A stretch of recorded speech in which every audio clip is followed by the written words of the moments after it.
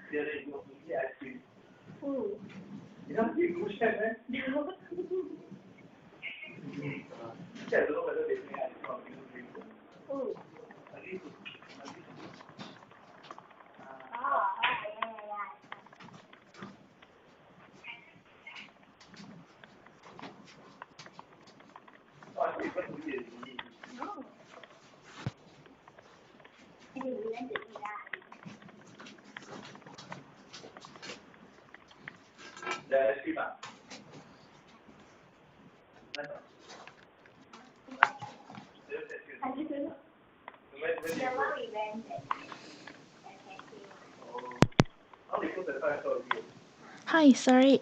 Is this clear now? Yes, it is better. Okay, thank you.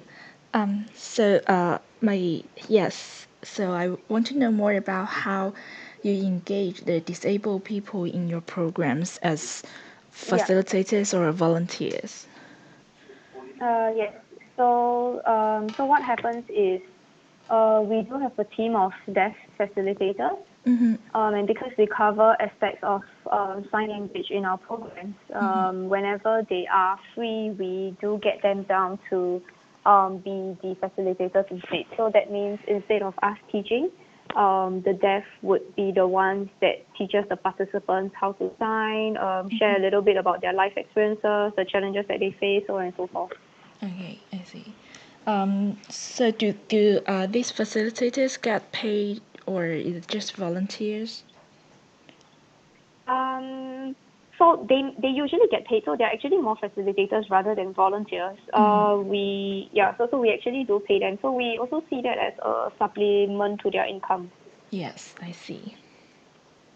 So, is there a specific type of disability that Society Stables focusing on? It's just that people with are deaf, or there are also other types of disabilities.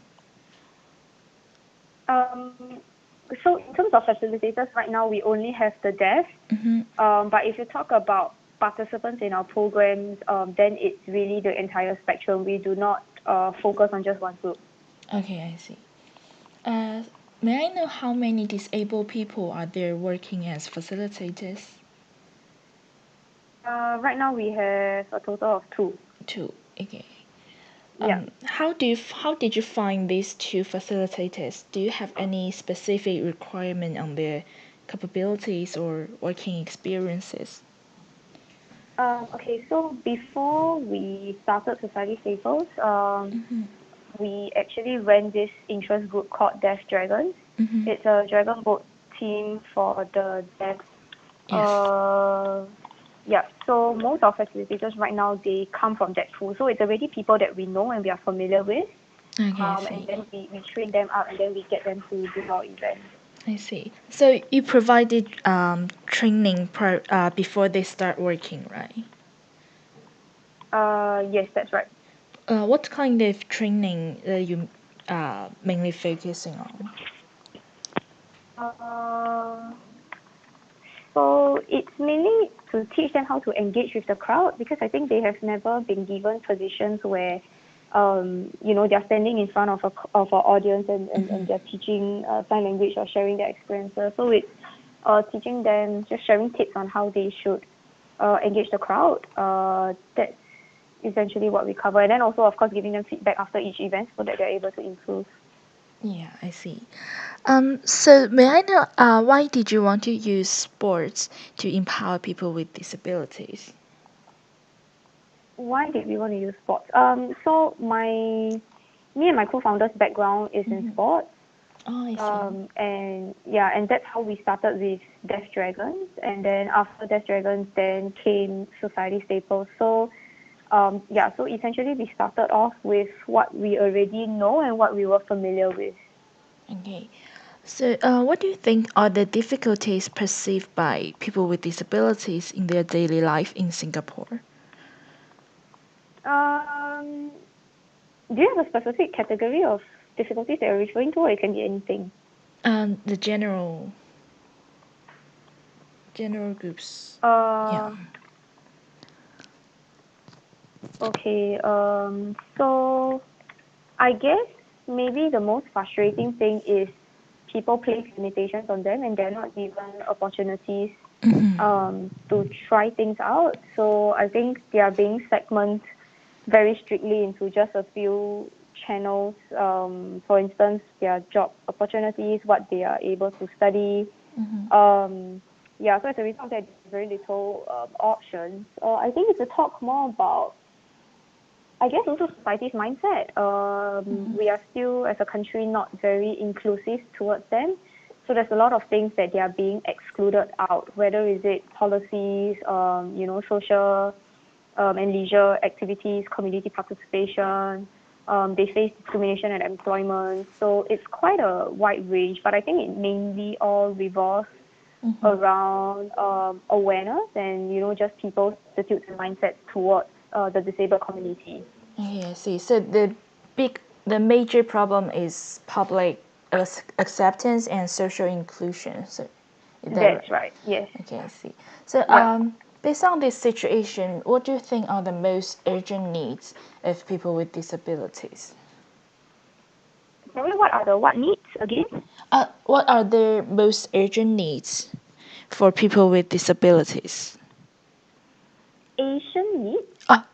Most urgent needs. What do you think they Oh, need urgent, most? urgent. Oh, Yes. sorry. Yeah, It's okay. okay, It's sorry. okay. Urgent needs. Yeah. Uh, Wow, what are the most urgent needs for people with disabilities?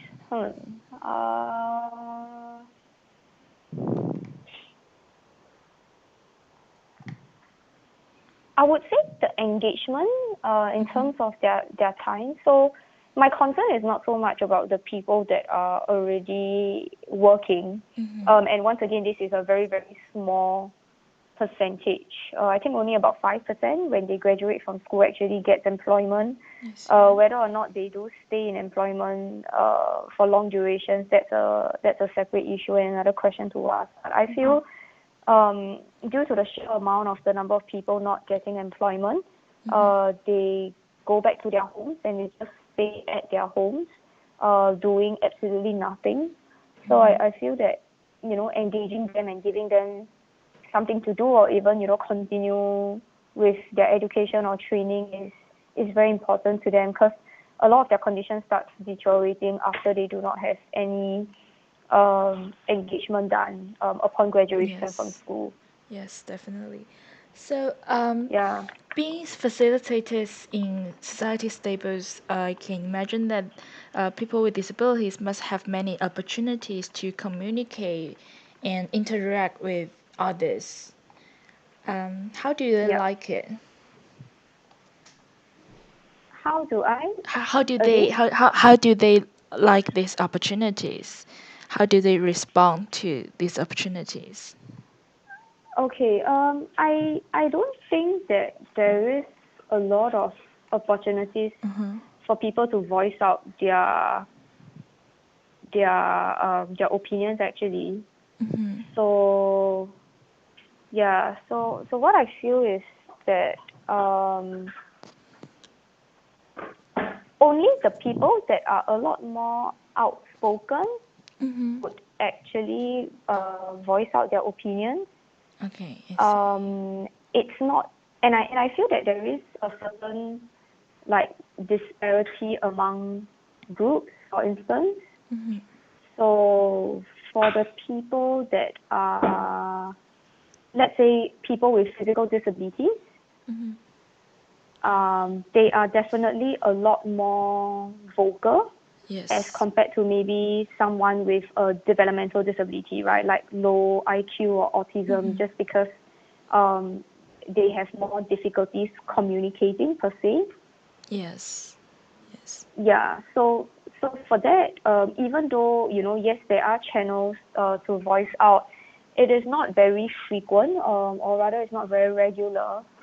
People only if for those who are more empowered, they feel that they are able to share more. But largely, a lot of them they don't really express what they feel, or it's difficult for them to express what they feel. I see. So it still depends on what type of disabilities they have. Yes, Okay. that's right. So for the facilitators, are there any special arrangements for them in the workplace to make it easier for them to work? There, you mean facilitators in society staples? Yes. Yes.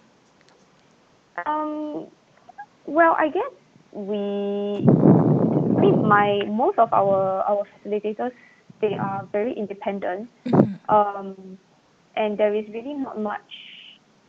How I put it, there is not much arrangements we need to do in order for them to fit in. And I think we do also tell our clients or our participants that are joining the events and programs that we do that there will be, someone who is deaf that is coming to help out. So people are already aware, and that gives them a heads up of what to expect.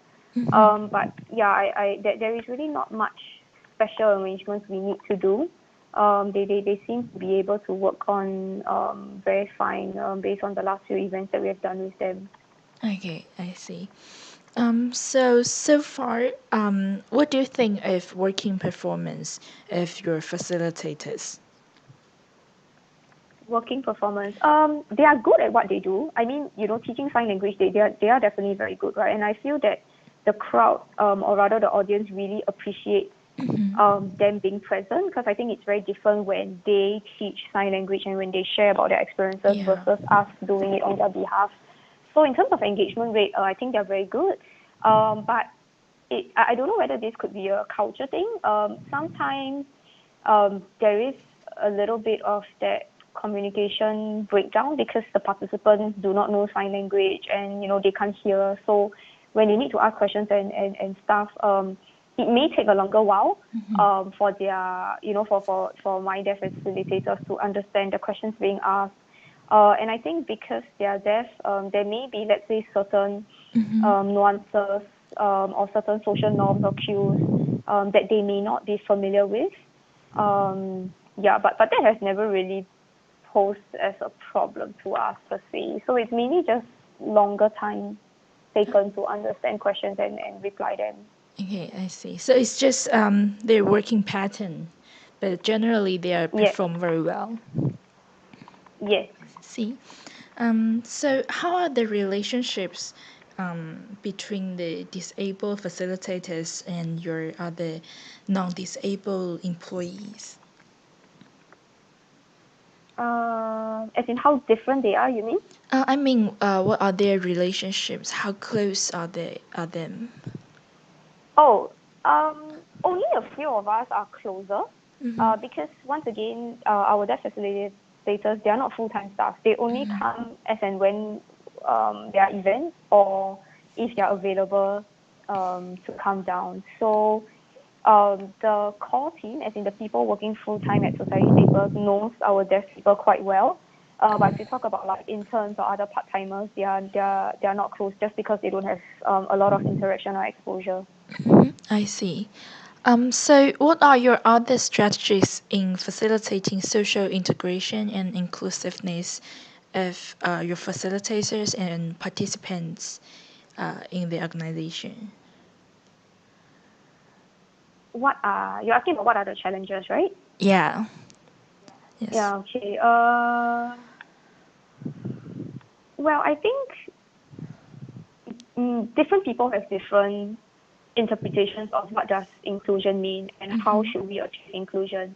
The government, for instance, they work on a much more tangible type of definition where they feel that inclusion is, I need to build wheelchair accessible lifts. I need to put tactile indicators on the floor. So it's a lot more of the physical infrastructure, which is very tangible and very easy to see. Yes. But I think a lot of the times people forget that we also need the social infrastructure in order to fully integrate people with disabilities into society, right? Because you can have wheelchair accessible lifts, but if a wheelchair person heads out and they have no friends, they have no activities to do, I don't think that's the kind of quality of life they would want, or in that sense I don't think they would feel included in society. So I think our biggest challenge is to make people understand that inclusion is a very long process. It's not something that as long as I build the physical infrastructure, then naturally, automatically,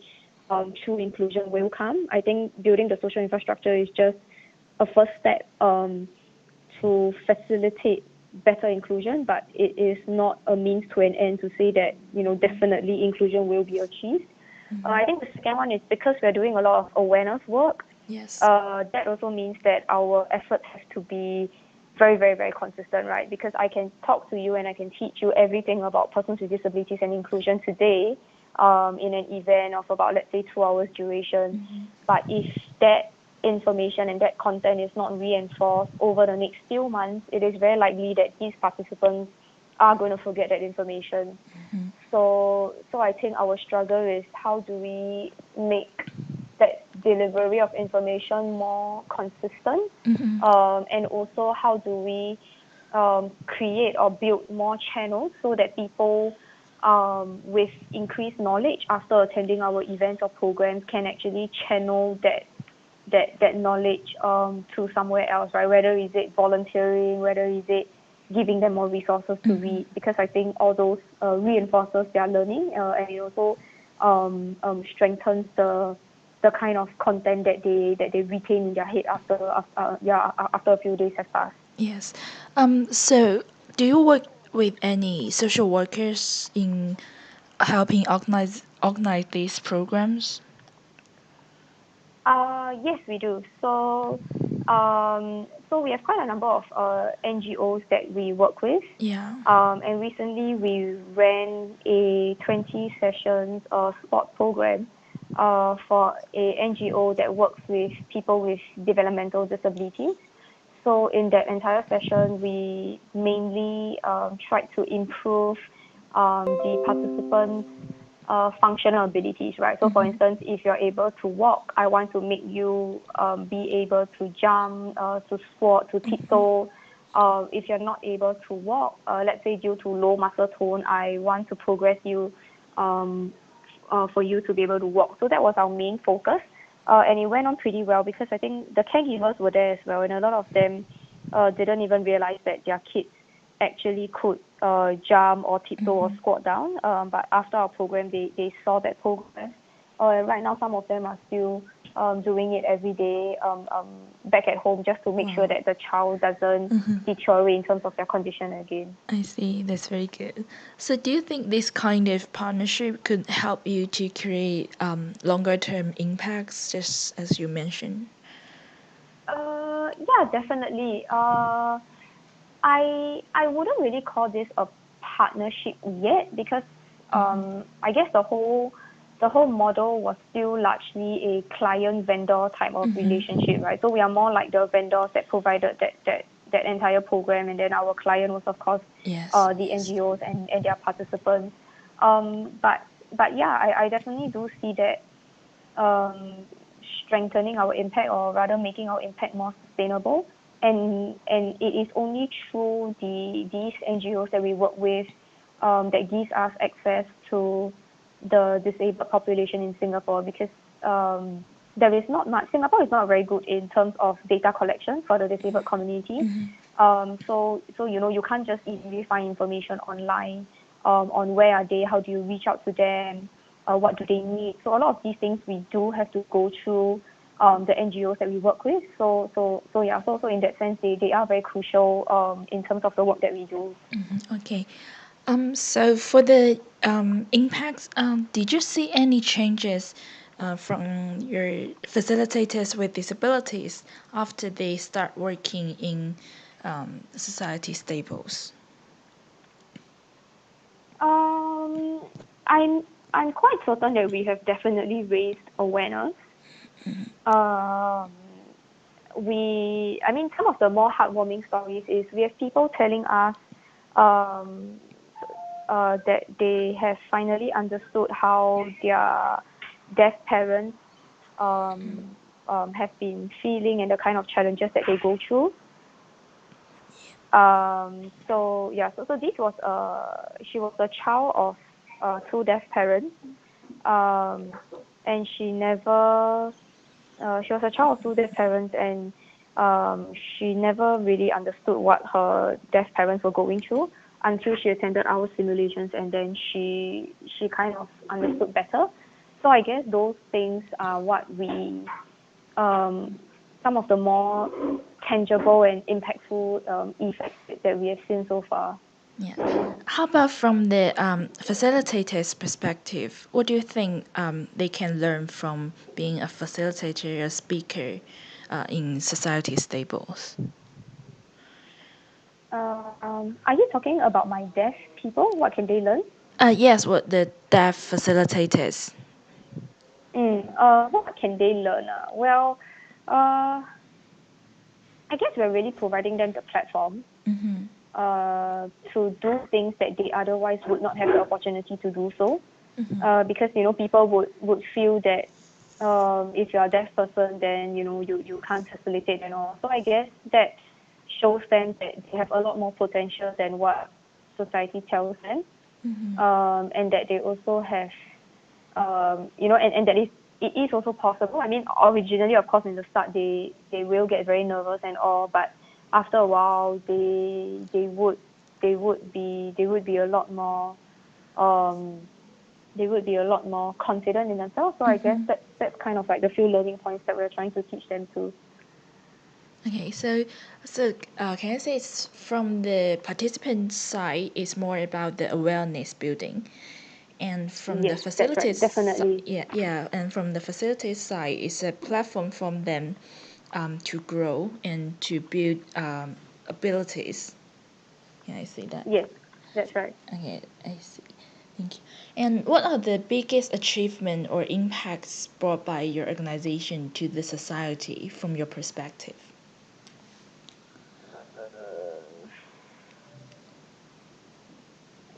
I guess we're pushing the boundaries of what people with disabilities can do.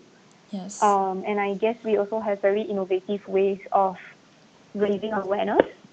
I think a lot of NGOs, they struggle with engagement of the public. So Yes.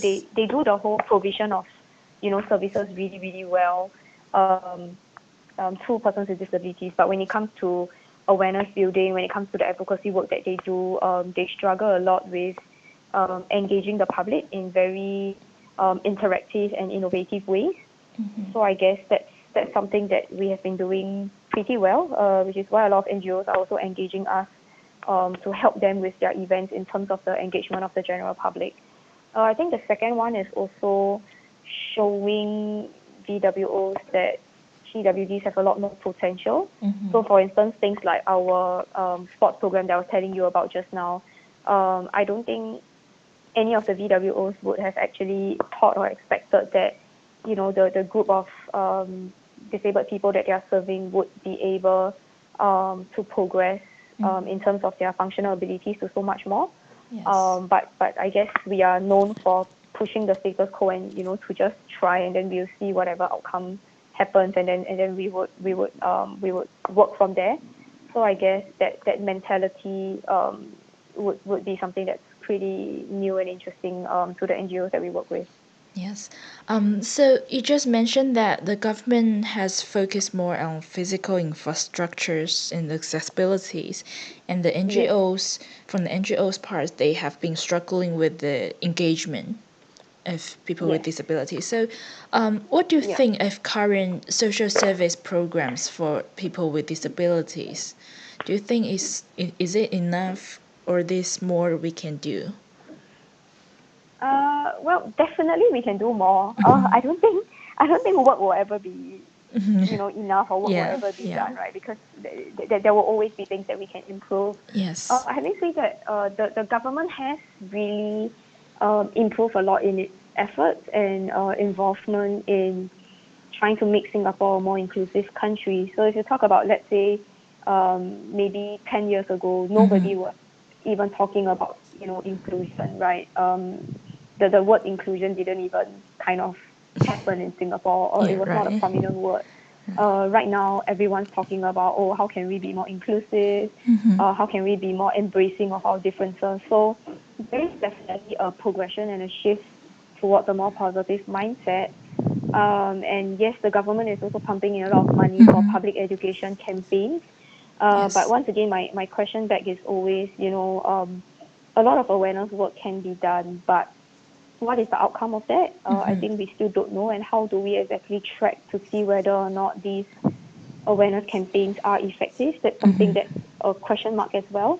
And I feel that the government can still do a lot more in terms of improving the services provided by the NGOs to the disabled community in Singapore. But of course, this is not just the government's work. I think people like us, social enterprises, Yes. even people like the NGOs themselves, I think they do have a lot more potential and also the bandwidth and the capacity to think and constantly improve and innovate on the way that they are providing services to the disabled community, rather than just being very comfortable with, the traditional models and just sticking to it just because it's comfortable. I think we as a sector has to push ourselves a lot harder Yes. and really think about what are the, what's the best way to kind of progress this entire community, and as a result progress Singapore as well. Yes. So from your perspective, what do you think are the differences between social enterprise model from the traditional social service programs in terms of empowering people with disabilities? I would say social enterprises have a lot more flexibility. Flexible, yeah. Yeah, we are a lot more flexible. I think we adapt a lot faster. We are more willing to take risks, and we are more willing to try things that people have not tried, or people say that it's not possible. And I guess we are more independent in that sense. So the kind of decisions that we make are not really tagged or tied to, whether is it a particular policy or a particular person.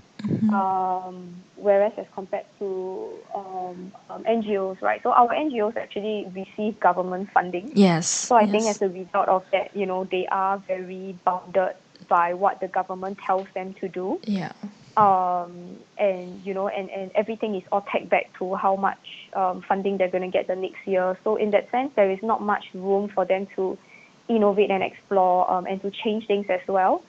Even though if they feel that certain things can be changed or can be improved. yes, So yeah, so they're definitely a lot more restricted in that sense.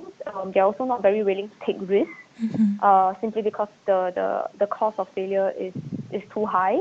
Whereas I think for social enterprises, we bounce back a lot quicker from failures. So I would say yeah. that would be one of the biggest difference. Yes. Then do you think that the social enterprise model brings unique impacts to disabled population than the traditional social service programs? Um, I guess it really depends. I can't really comment on a whole, but I think it largely depends on the model that social enterprises are operating out of. So, for instance, if a social, I mean, you could be a social enterprise, but um, if you are just working on traditional models Yeah, and not, yeah. innovating or improving anything, I don't think there are additional, like, special benefits or like unique benefits that you're bringing to the sector. It's just more of maybe, like, I would say, improving the quantity and the value that you are providing to the sector, but not necessarily special benefits that you are providing. So yeah, so I think the whole model, the whole structure and setup of the social enterprise, including the kind of products and services that they offer, would determine whether or not you are truly an innovative social enterprise or you are just another company trying to do social good. Yes. So, do you think that the social enterprise model can replace the traditional social service programs, or they are existing in the future? Uh, my personal belief is there is a space for everyone in the sector. So I don't think social enterprises would be able to replace NGOs in Singapore. I think the things that we're doing are very different, and also due to the government structure and funding. So governments would fund NGOs and for purposes like subsidizing transport or subsidizing therapy services. But governments would not give social enterprises that kind of money to do so. And so if you talk about in terms of making certain types of services accessible to the disabled community, I think social enterprises have a very, very limited bandwidth to be able to do so, because we would probably be charging like private costs, and that would Yes. be way too expensive for a lot of the disabled people in Singapore. So I don't think we can replace them.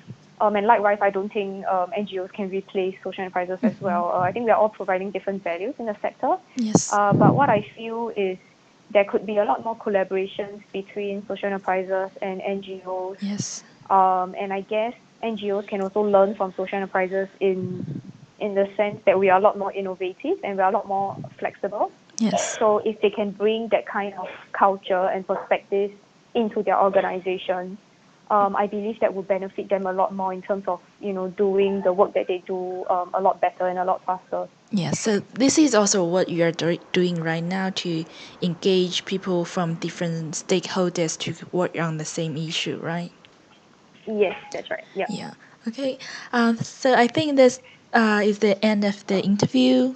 We have learned plenty information from you and really appreciate your time and support.